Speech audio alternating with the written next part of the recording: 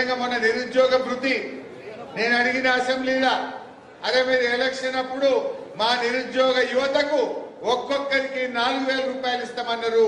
గా నిరుద్యోగ భృతి ఎప్పటి నుంచి ఇస్తారు అని నేను అడిగాను. అడిగితే ఏమన్నాడు బట్టి విక్రమార్క, మీరు చూసింది అసెంబ్లీలో, అది కూడా ఒక్కసారి చూడండి, చూసినాక మాట్లాడతా. నువ్వు పోరా, కిందికి పోరా, కిందికి పో, పని చూసుకో. నిరుద్యోగ భృతి 6 గ్యారెంటీల్లో కానీ నేను దీంట్లో కానీ నేను చెప్పలేదు. నేను ఉద్యోగాలు ఇస్తా అని చెప్పాను. మీరు మళ్ళొకసారి కావాలంటే వెరిఫై చేసుకొని మాట్లాడండి. ముందు నాడు చూపించిన తర్వాత నేడు చూపించాలి. ఎట్లా బిడ్డ? ఎలక్షన్ల ముందేమన్నారు, గెలిచినాక ఏమన్నారు, ఎట్లా చూపించాలి?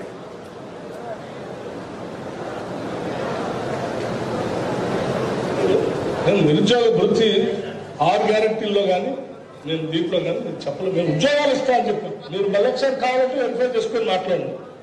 बेरोजगार युवाओं के लिए हर महीने 4,000 रुपए बेरोजगारी भत्ता हम कह रहे हैं देंगे। हम ये निर्णय ले रहे हैं कि आपको मिलेगा और ये हम पूरा प्रयास करेंगे कि जल्दी से जल्दी अगर सरकार बने అదే విధంగా ఉద్యోగాల కోసం ప్రయత్నం చేసి ఉద్యోగ ఉపాధి దొరకక నిరాశ చెందుతున్న నిరుద్యోగ యువకులకు ప్రతి నెల 4,000 రూపాయల నిరుద్యోగ వృత్తిని ఇచ్చి నిరుద్యోగ యువకులను కాంగ్రెస్ పార్టీ ఆదుకుంటుంది. ఇప్పటికైనా సెట్ చేసుకోండి. ఎన్నిసార్లు చెప్పినా నేర్చుకోరు ఇంద్ర బిడ్డ. మీరు మొదలు ఈ 2 చూపించిన తర్వాత ఎగబెట్టిన ఉంది కదా అసెంబ్లీలో, అది చూపించాలి. సో అసెంబ్లీలో ఏమన్నాడో మీరు చూసింది, ఎంత క్లియర్ గా చెప్పిండ్రు. మేము ఎక్కడ మాట ఇయ్యలే, నిరుద్యోగ భృతి ఇస్తామని 6 గ్యారంటీల్లో గాని ఎన్నికల సమయంలో గాని మాట ఇయ్యలేదని అందంగా నిండు అసెంబ్లీలో ఉప ముఖ్యమంత్రి గారు చేతులెత్తిన తీరు మీరందరూ చూశారు. ప్రియాంక గాంధీ చెప్తుంది, మన రేవంత్ రెడ్డి గారు చెప్తారు, కాంగ్రెస్ మేనిఫెస్టోలో పెడతారు, 6 గ్యారంటీలు మేము చెప్పలేదు నిరుద్యోగ భృతి ఇయ్యం, మేము ఉద్యోగాలు ఇస్తామన్నాం తప్ప నిరుద్యోగ భృతి ఇయ్యము అని ఎగబెట్టిండ్రు. ఓ నీ ఉద్యోగాలన్నీ ఇచ్చిండ్రా? ఒక్క నోటిఫికేషన్ అని ఇచ్చిండ్రా? మన ప్రభుత్వంలో మనం ఇచ్చిన నోటిఫికేషన్లు, పరీక్ష మనం పెట్టినాం, రిజల్ట్ మనం ఇచ్చినాం, కోర్టు కేసుల వల్ల ఆగితే అవి కాయిదాలు వచ్చి మేము ఇచ్చినామని చెప్పి ఇవాళ మోసపుచ్చే ప్రయత్నం చేస్తున్నారు. రెండే బీజేపీ కాంగ్రెస్ దొందే. అదే బీజేపీ ఏమన్నది, ఏడాదికి 2 కోట్ల ఉద్యోగాలు ఇస్తాం అని చెప్పి ఆ రోజు అధికారంలోకి వచ్చారు. ఇవాళ 10 ఏళ్లలో 20 కోట్ల ఉద్యోగాలు ఇవ్వాల్సినటువంటి బీజేపీ ప్రభుత్వం ఈ దేశంలో ఇచ్చింది కేవలం 6.5 లక్షల ఉద్యోగాలు మాత్రమే.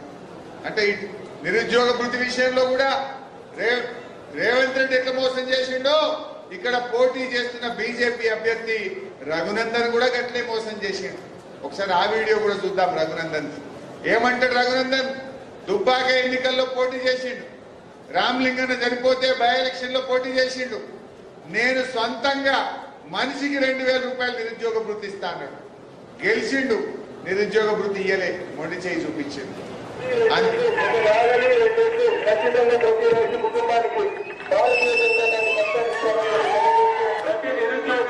ప్రతి నెల 2,000 రూపాయలు వ్యక్తిగతంగా గెలిచిన మరుక్షణం నుంచే ఇంప్లిమెంట్ చేసేటువంటి కార్యక్రమానికి మన దగ్గర ఒక స్పష్టమైనటువంటి ప్రణాళిక ఉందని చెప్పి మీకు అందరికీ కూడా తెలియజేస్తారు. ప్రతి నెల 2,000 రూపాయలు వ్యక్తిగతంగా నేను నిరుద్యోగ భృతి ఇస్తాను గెలిచింది. ప్రతి రైతుకు 2 ఎడ్లు, ఒక బండి ఇస్తా అన్నాడు, టెక్స్టైల్ పార్క్ అన్నాడు, రైలు అన్నాడు, చాలా చెప్పిండు. ఒక్కటన్నా అయింది దానిలో? ఒక్కటన్నా చేసిండా? మరి ఇటువంటి వ్యక్తి రేపు ఎంపీగా గెలవాలనా? రేపైనా మనకు న్యాయం చేయగలుగుతాడా? అందుకే దుబ్బాక ప్రజలు మొన్న జరిగిన ఎమ్మెల్యే ఎలక్షన్ లో నువ్వు మాకు అబద్ధాలు చెప్పినవని 54,000 ఓట్లతో చింతుగా దుబ్బాకలు ఓడగొట్టేది. నిజంగా నువ్వు మంచిగా పనిచేసి ఉంటే, ఇచ్చిన మాట నిలబెట్టుకొని ఉంటే నిన్ను దుబ్బాకల్ని గెలిపియకపోదురా? అంటే నువ్వు మాట తప్పినవు కనుకనే దుబ్బాక ప్రజలు మొన్న ఎన్నికల్లో మిమ్మల్ని ఓడగొట్టింది.